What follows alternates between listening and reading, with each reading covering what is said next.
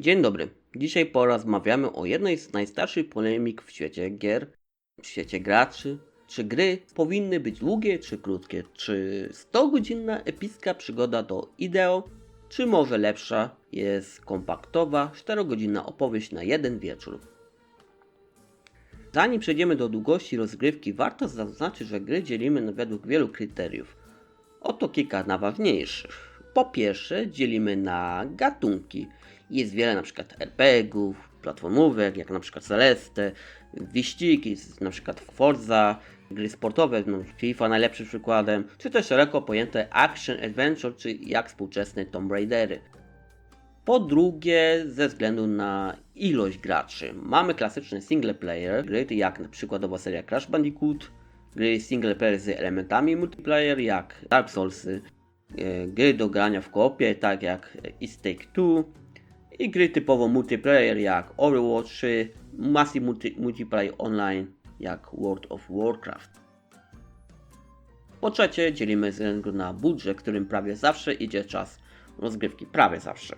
Czyli gry z małym budżetem, czyli gry indie, Shovel Knight, gry z średnim budżetem, czyli tak zwane gry AA. Tu najświeższym przykładem jest Clair Obscur Expedicja 33. No i gry AAA robione przez wielkie korporacje jak Ubisoft. No i wreszcie dzielimy gry ze względu na czas rozgrywki. Zanim przejdę do omawiania, to zaznaczę, że będę mówił tylko o grach single player i omijał szerokim łukiem MMO i multiplayer. Moim zdaniem nasze giereczki można podzielić na ultra krótkie, średnie, długie i bardzo długie. Zacznijmy od gier na 2 godzinki. Ultra krótkie, idealne na jeden wieczór. Nie masz czasu na 50-godzinną kampanię? Bo pracujesz dużo? Masz dzieci? No to ultra krótkie gry to doskonałe rozwiązanie. Wchodzisz, grasz i kończysz. Wszystko podczas jednej sesji. Sprawdzają się świetnie, bo po pracy lub przed snem, kiedy chcesz odpocząć bez długiego zaangażowania. Przyjrzyjmy się kilku pozycjom tej kategorii. Journey to podróż pełna symboliki i estetyki. Ta gra jest jak krótkometrażowy film. Twórcy skupiają się na jednym mocnym przekazie lub emocji. Nie ma tu grindów, pobocznych zadań czy niepotrzebnych dialogów. Każda minuta ma znaczenie, każda scena, każda decyzja. Dla wielu graczy to czysta artystyczna forma opowieści. Osobiście mi się ta pozycja nie spodobała. Uważam, że jest to przerost formy nad treścią. Często to bardziej interaktywne historie niż pełnoprawne gry z systemami i wyzwaniami. What Remains of Edith Finch to doskonały przykład. Genialna narracja, ale minimalna interaktywność. Gracze szukający rozgrywki mogą się rozczarować. Innym dobrym przykładem jest A Short Hike.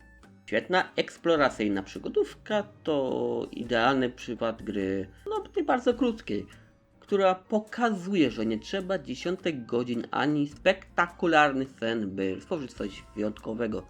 Wciela się w Claire, młodą ptaszycę, która podczas wakacji próbuje wspiąć się na szczyt góry, by złapać zasięg w telefonie. Relaksujący mini otwarty świat, który zostawia uczucie niestety niedosytu.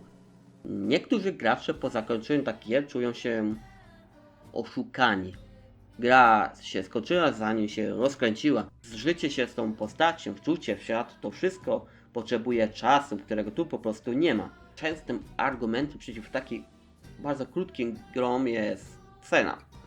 Czy warto płacić 50-70 zł za grę, którą przejdziesz w 1,5 godziny? Dla jednych to jest bilet do kina, dla innych strata pieniędzy. Warto rozważyć i zwłaszcza jeśli szukasz gry na dłużej. Przechodzimy do gier tak zwanych krótkich, czyli do 6 max 8 godzin. Gry w tym przedziale długości rozgrywki oferują więcej niż ultra krótkie tytuły, ale nadal są wystarczająco krótkie, by ukończyć je w 1 lub 2 wieczory. Świetnie sprawdzają się u graczy z napiętym grafikiem, dają satysfakcję z ukończenia bez poczucia przytłoczenia. Firewatch to historia, która spokojnie przeżyje sobotnią popołudnie. Superhot redefiniuje sztelankę. Inside łączy platformówkę z niepokojącą atmosferą i złożonymi łamigłówkami. Czas trwania jest tu atutem. Mechaniki nie zdążą się znudzić. W krótkim czasie trudno o pełnoprawne systemy rozwoju postaci, crafting, eksplorację czy rozbudowaną ekonomię. Gry takie jak Superhot, Inside są świetne, ale gameplay pozostaje prosty i zamknięty w kilku schematach. W tym przedziale czasowym fani sandboxy na pewno nie znajdą nic dla siebie. Idealnym, świetnym przykładem krótkiej gry są survival horrory z dobrym zaprojektowanym gameplayem i atmosferą grozy. Takim jest na przykład Resident Evil 2. Zarówno remake, jak i oryginał.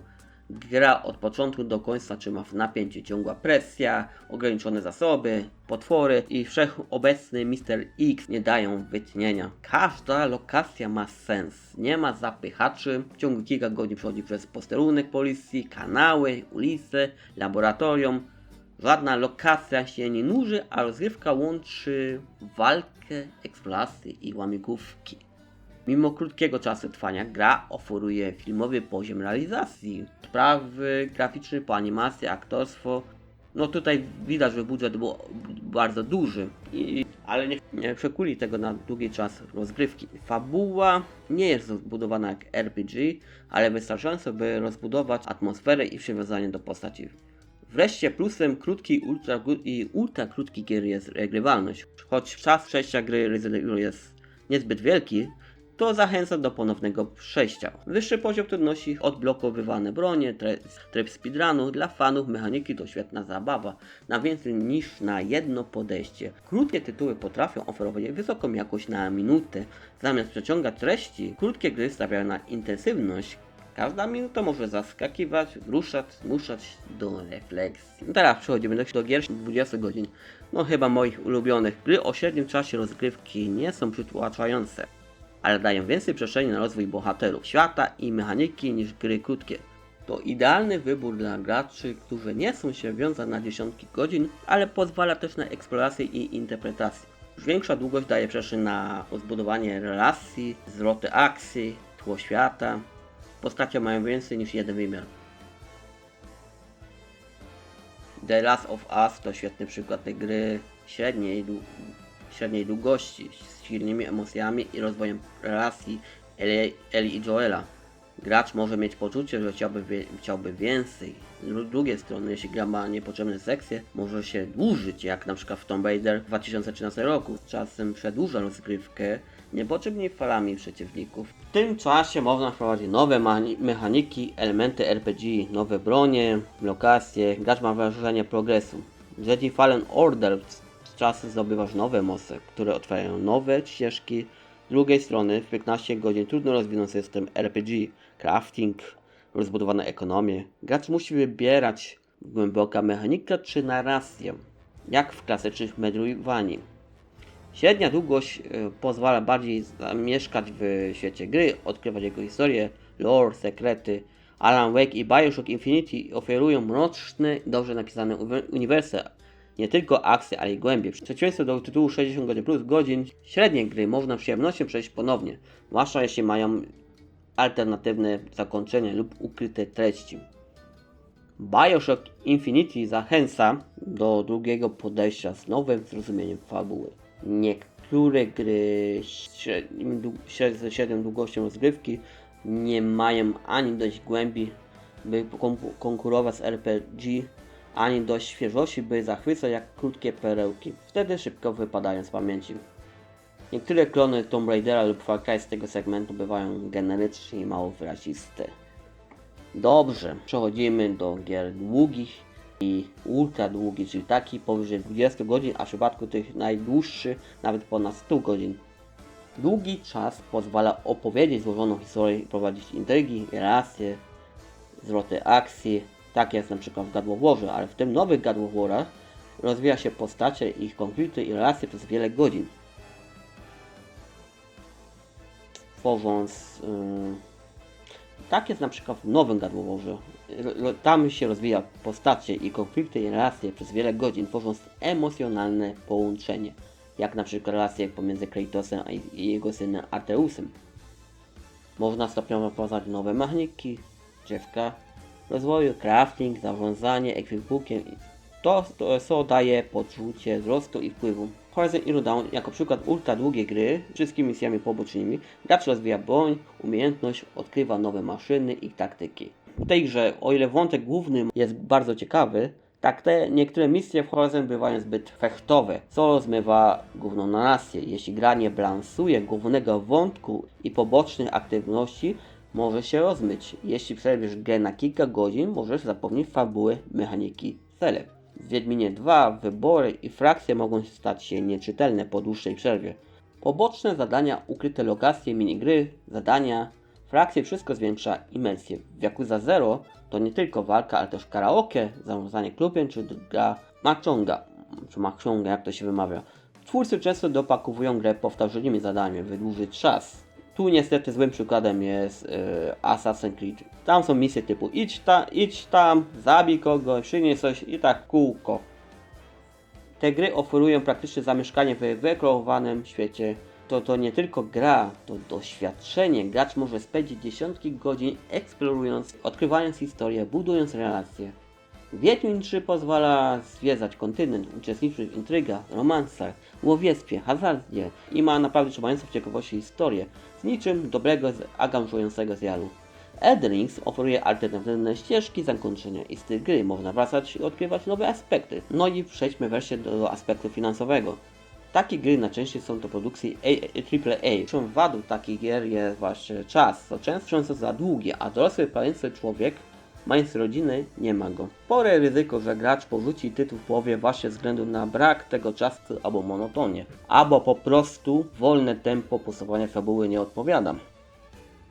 Jeszcze jako wadę chciałbym wymienić zjawisko FOMO, czyli jak podaje Wikipedia, z angielskiego Fear of Missing Out. Dosłownie strach przed tym, co nas omija. Lęk przed wypadnięciem z obiegu, który wiąże się z obawą, że coś naprawdę ciekawego i satysfakcjonującego dzieje się bez naszej wiedzy. Jeszcze wracając do zalet. Na pewno jest to stosunek ceny do długości rozgrywki. Płacąc te ponad 200, a nawet 300 zł, oczekujemy sporo kontentu, którego w tym przypadku dostajemy, ale jakością to już różnie bywa. Chciałbym poruszyć jeszcze jedną kwestię. Czy deweloperom opłaca się robić bardzo długie gry? Długość gry to nie tylko kwestia kreatywna, ale też strategia biznesowa. Długie gry z rozbudowaną fabułą i światem często mają większy impact medialny i trafiają na listy najlepszych gier roku. Elden Ring, Baldur's Gate 3 czy Wiedźmin 3 to tytuły, o których mówi się latami. Z drugiej strony to produkcje z większym ryzykiem dla twórców. Długa gra równa się więcej lokacji, dialogów, postaci, zadań i bugów do naprawienia. Produkcja może trwać 5-7 lat i kosztować setki milionów dolarów, jak na przykład Starfield czy Cyberpunk 2077. Przez ten czas mogliby zrobić kilka mniejszych tytułów, które za niższą więcej sprzedali. Krótsze produkcje to często mniejsze koszty i czas poświęcony na tworzenie. Łatwiej o eksperymenty z nowymi mechanikami. No i zawsze taką grę łatwiej do jakiegoś Game Passa wrzucić. Obecnie ogrywam South of Midnight. Jest to bardzo fajne action adventure, które stopniowo wprowadza nowe mechaniki i przeciwników, ale w moim odczuciu, gdyby miało ona trwać te 100 godzin, a nie 15, to by jednak znudziłaby się i moje wrażenie gry byłoby inne. Więc co jest lepsze? Długie czy krótkie? Odpowiedź prawidłowa to zależy. Odpowiedź jest prosta. To zależy. Gracza, od czasu, od preferencji. Jedni szukają intensywnej historii na wieczór, inni chcą za to na świecie gry na miesiąc. Ja osobiście preferuję gry takie do 20 godzin grania. Najważniejsze, nie liczy się długość, tylko jakość. Dobra gra zostaje z tobą na długo. Niezależnie czy trwałaby 2 godziny, czy 200. Dobranoc.